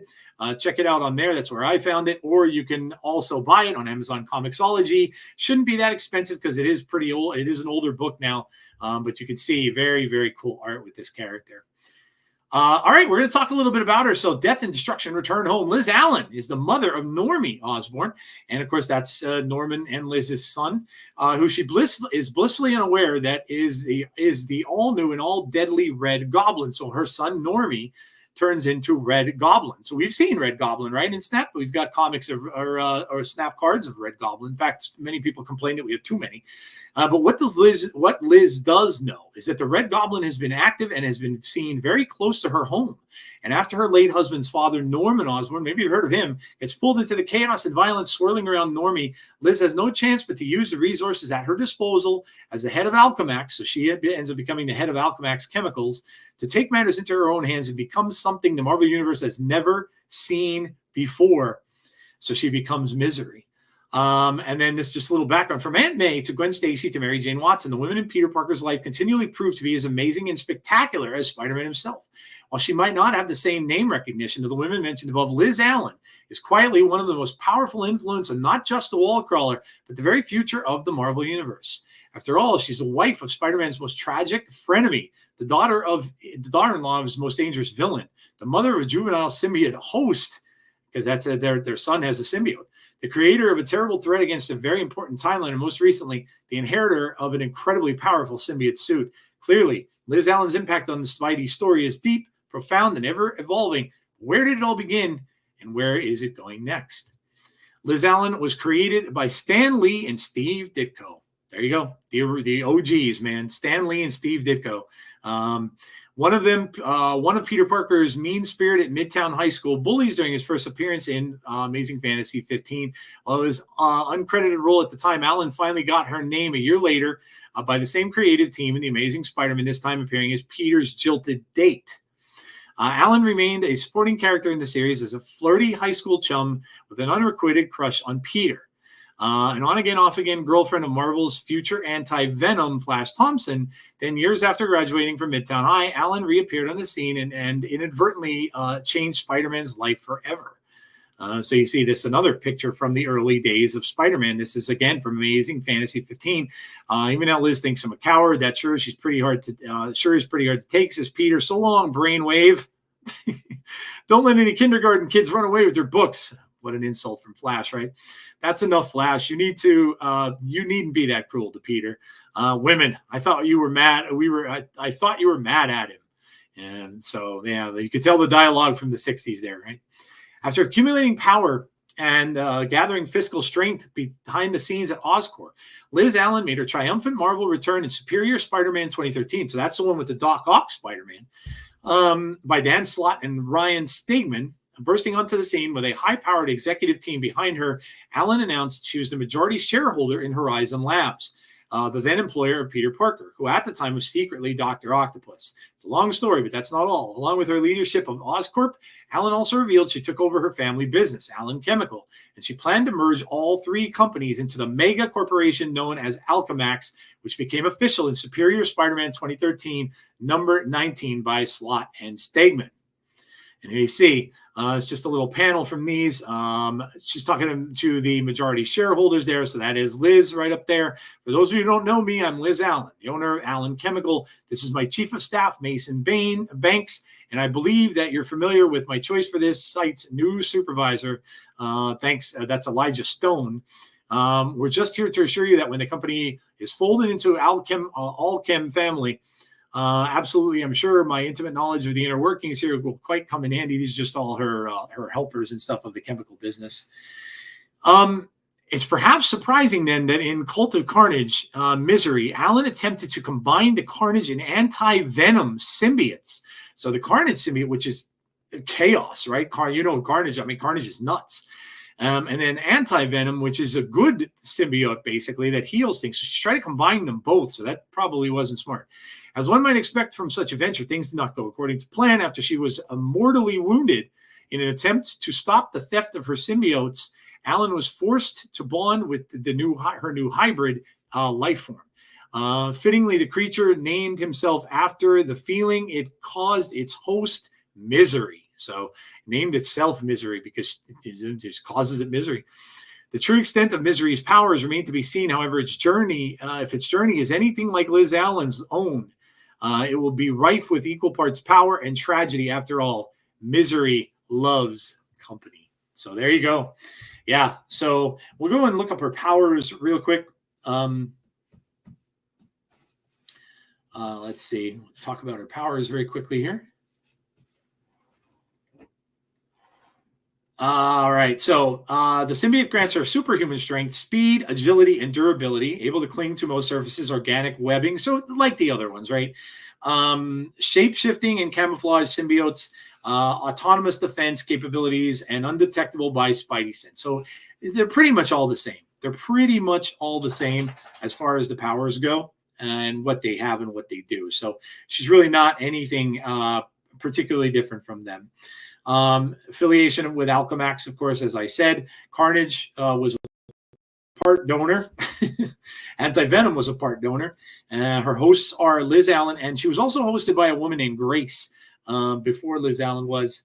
And then, Misery has a quote here. "It's not your fault. You have a choice, Liz. You can remain here, wallowing in your failures, misery, or you can become the misery." So yeah. So the powers are pretty much the same. Weapons: when bonded to a host, it possesses claws, fangs, six-bladed limbs protruding from her back. It can also transform its limbs into a variety of melee weapons. She's had 13 appearances of Misery as a symbiote, 2 minor appearances, and 1 mention, 27 images. So yeah, so she's been in Cult of Carnage, Misery number 1, Cult of Carnage, Misery number 2. So that is Misery. And that is her backstory. You probably didn't know that she dates back that much. So there you go. If you want to read about her, you can check out those books. Again, not that old, so shouldn't be that hard to find. And if you want to find out a little bit more about Liz Allen, you can go all the way back and check out Spider-Man's origin story, which probably everybody should, right? You probably all should have read Spider-Man's origin story. I mean, it's a classic, right? So it's funny how they just bring so many of these characters from that initial book by Stan Lee and Steve Ditko to the forefront and change them up and just give them different abilities and powers. Pretty cool. Okay, so that was Comics Corner for the week. And next week, of course, we will have the next card, which is...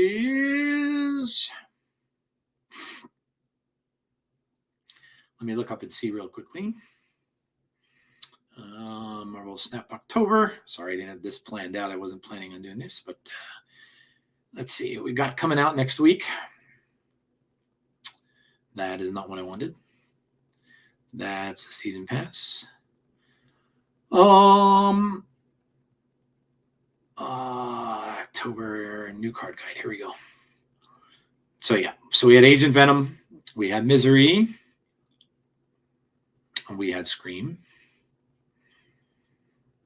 and next week's card is Scorn. So this is the discard one that comes out next week. So we'll talk all about Scorn in Comics Corner next week, and probably talk some discard as well, and wondering whether or not discard will actually be brought back into the fray by this card. Okay. All right, guys. So we're going to finish up, and we're just about at the end of the show here, but we're going to finish up by doing the Marvel MCU Minute, the Marvel Minute. We're going to talk about some of the things that I've seen that are coming to Marvel, some rumors and some stuff like that as well, and some things that are coming to the MCU. We're getting closer and closer to the end of 2024, which is going to bring us Spider-Man Freshman Year, the animated series. And then, of course, next year rolling around is going to bring us 3 new Marvel films. That's going to be Thunderbolts, Fantastic Four, and, of course, Captain America, the Falcon.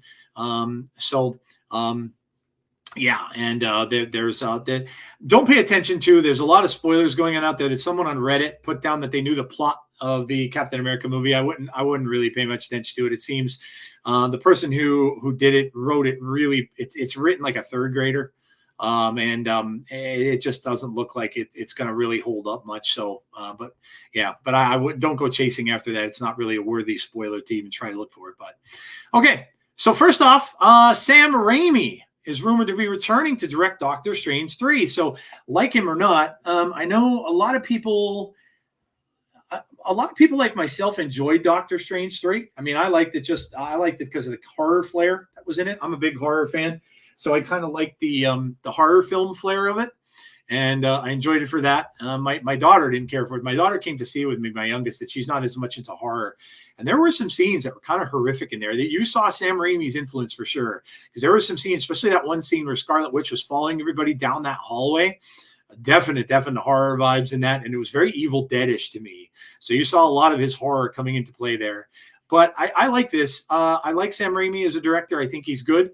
Of course, he's done horror stuff in the past. He's done Spider-Man in the past. I think he just knows what he's doing. And for Doctor Strange especially, I think this is going to be a weird one because they're going to stop that incursion. You know, he has his extra eye, which is very weird.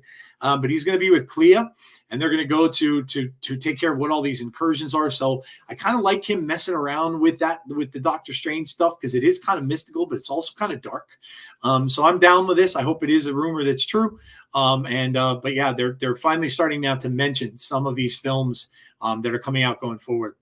How about this one? Emma Stone, rumored to make MCU debut as Spider-Gwen. Spider-Gwen. So that's pretty badass. Now, this tells me this. If this one turns out to be true, this could be also confirming all those Sony rumors, right? The ones that I've been talking to you about on this Marvel MCU Minute in the past couple of weeks that are saying that that Sony and Marvel made a deal where that Marvel's now going to use Null in Spider-Man 4 and have Tom Hardy in it, among maybe some others from the Sony verse. And now they're going to maybe use because Spider-Gwen could not be in a Marvel film unless Sony made a deal to.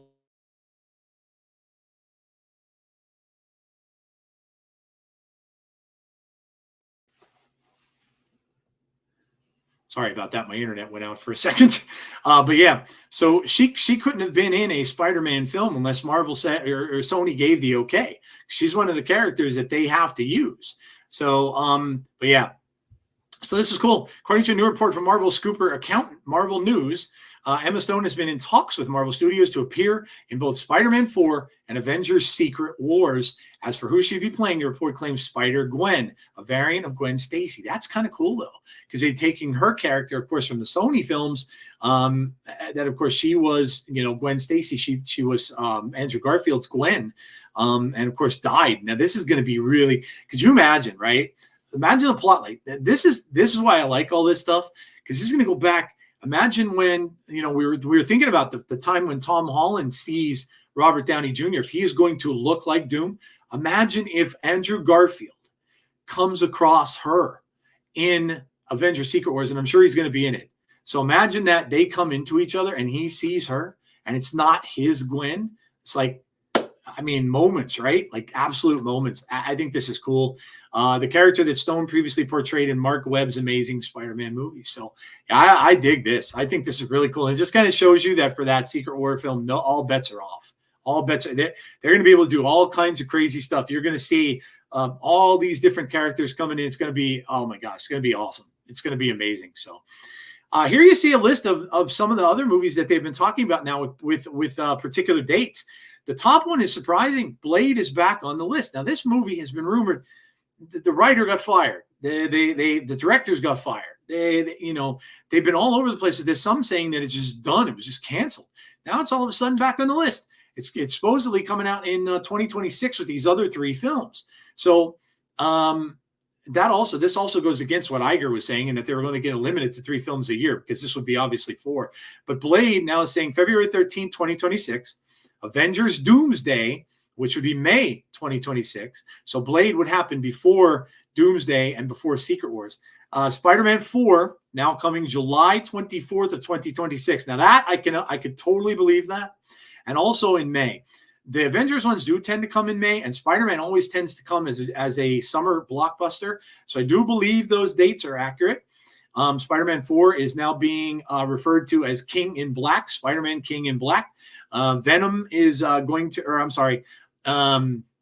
Null now is going to be played by, oh my gosh, Andy Serkis, the guy who has played in Lord of the Rings. He played Gollum.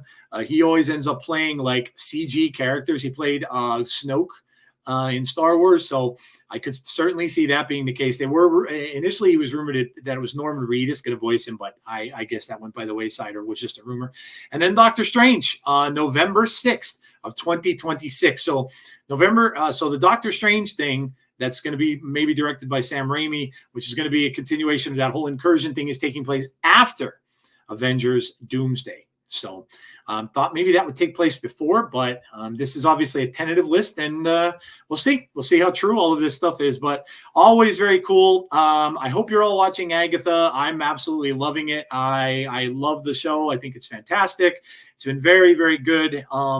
Every single week, we're seeing more and more stuff. You're getting more and more hints as to what some people might be, or who some people, teen is looking like more and more. That, Agatha really, really loves this kid.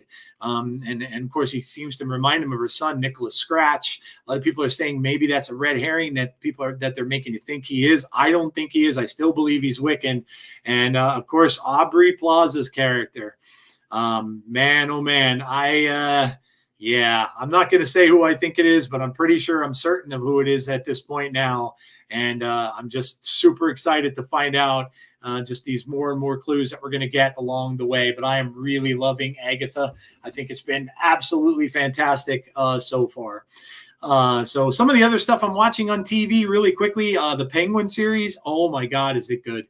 This last episode was such good TV. I've never watched anything like The Sopranos or anything like that this kind of gets compared a little bit to, but oh my gosh, the feels in this last one, it's just absolutely amazing. And the actor, so the young man who plays the Penguin's kind of like driver, sidekick, whatever, that Penguin found on the streets, he has said that he wants to throw his name in to play Miles Morales. Let me tell you, he looks like him. Like he is you look at the animated one and the way Miles looks in like video games and stuff, he would be spot on to play that role. So I don't know if they're going to take his offer or look at him as a possible actor to play, but he's doing a tremendous job in Penguin, and it is really good. If you're not watching it, I don't know if you're a fan of Pattinson's Batman or not, but very, very good series so far. Check it out if you are. I've also been watching the Fellowship of the Rings on Amazon. The finale of that was absolutely phenomenal. If you're a fan of Lord of the Rings, you really should watch it. It's a prequel. It's all about Sauron and how he comes to be what he is. You see Galadriel and all this stuff, and just the finale of it was absolutely tremendous. We got to see who some of these like hush hush secret characters who they become. You get to see the origin story of the Balrog. Like, this is just really, really good, and I think the series is really well done. So they're done now with season 2. There should be a season 3 announced, I'm assuming, very soon. And the other thing I just started watching, came on again last night, which relates to comic book stuff, is Superman and Lois. It's in its last season. I always loved this show. Now, I know some people thought it's on the CW. It's going to be teen angsty, right? Like I love The Flash. I was a big fan of The Flash. I watched every single season. Yes, it did get a little teen angsty sometimes, a little hokey sometimes, but I liked it. I thought he did a great job as Barry Allen. Loved him way more than Ezra Miller's. And some of these other ones, there were some other shows on there too. I forget the other one. There was one of the one that Constantine was in. I watched that for a little bit too, but that got a little too weird for me. But Superman and Lois is excellent.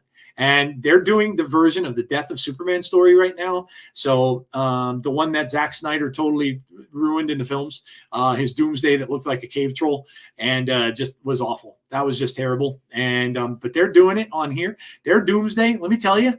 Now he's a manifestation. Lex Luthor manifested him into Doomsday.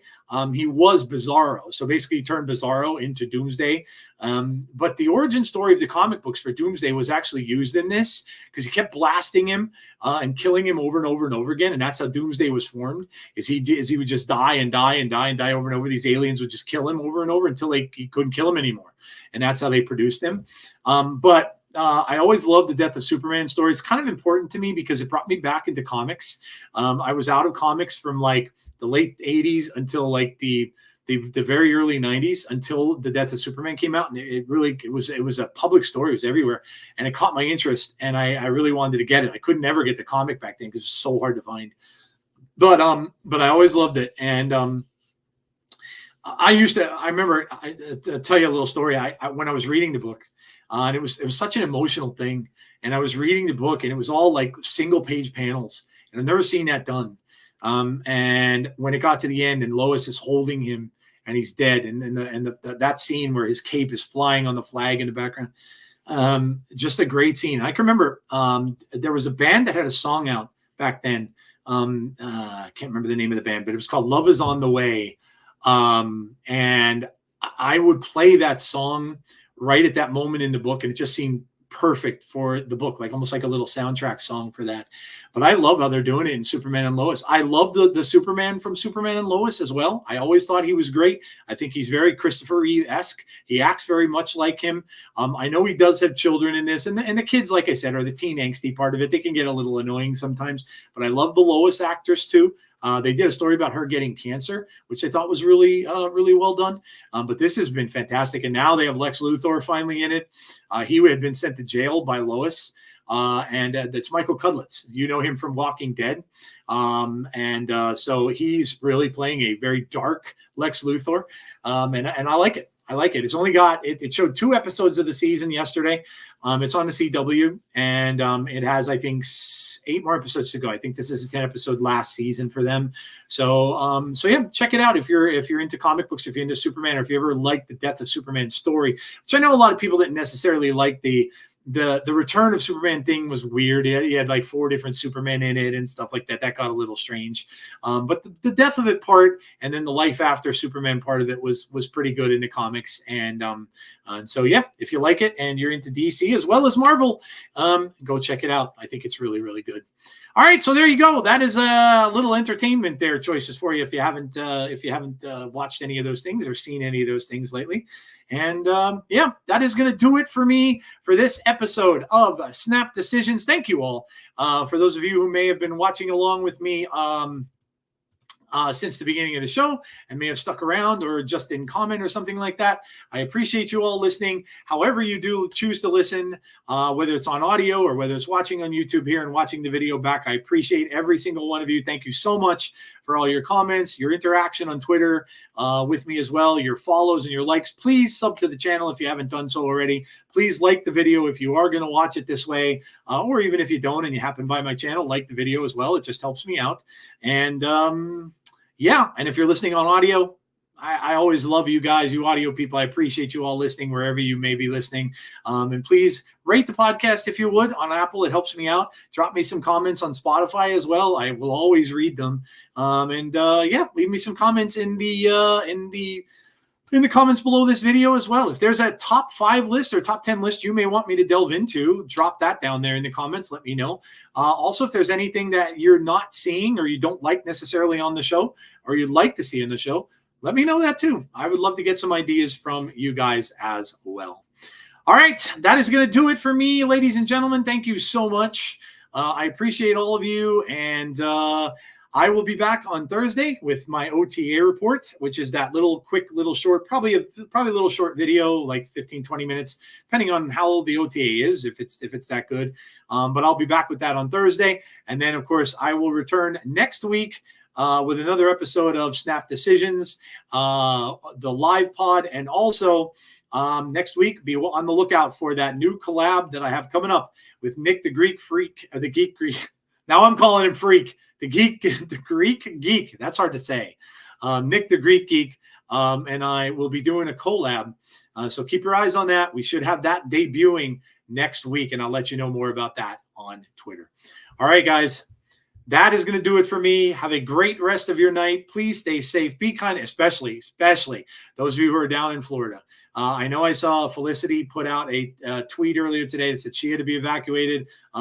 Guys, hurricanes like this are no joke. If you are living in any area where it's telling you to be evacuated, please listen and please do so. Get your family and your pets and all that and evacuate. Get out of there. They are no joke. That is why you hear about deaths in these things from flooding and all that kind of stuff. Get out if they're telling you to get out, and please be safe wherever it is that you end up going. I feel so horrible for the people down there. This is going to be the second hurricane that they're going to get slammed with in just a matter of time. I know KM Best was put out of his house for a while and stuff. So please just be aware of all of this stuff that's going on down there. And of course, my thoughts and my prayers are with all of you that are going through this. So, all right, guys, have a great rest of your night. Please stay safe. Be kind to one another always, especially on the socials. And hopefully I will see you all on the next episode of Snap Decisions. This is your Snap DJ signing off. If only I had spidey senses.